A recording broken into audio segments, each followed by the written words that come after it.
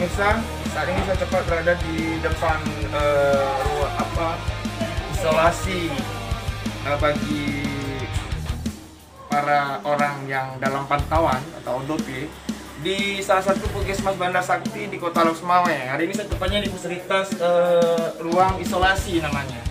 Silakan masuk pemirsa. Di sini kebetulan ada petugas. Ini ada dokter. Selamat pagi dokter. Assalamualaikum.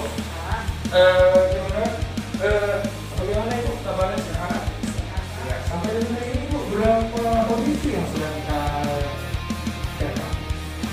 Puskesmas ini. Dua orang bisa. Kondisi ya, orang dalam pantauan ya. Oke, mulai.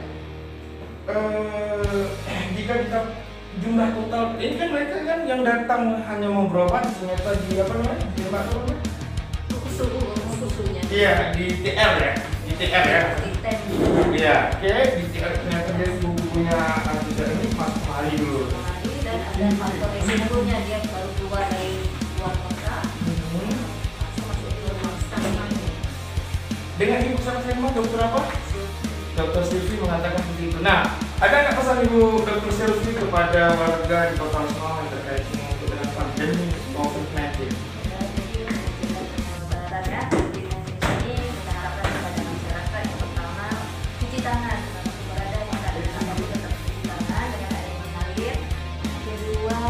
Dari kerumunan, kemudian memakai masker, habis itu menjaga jarak.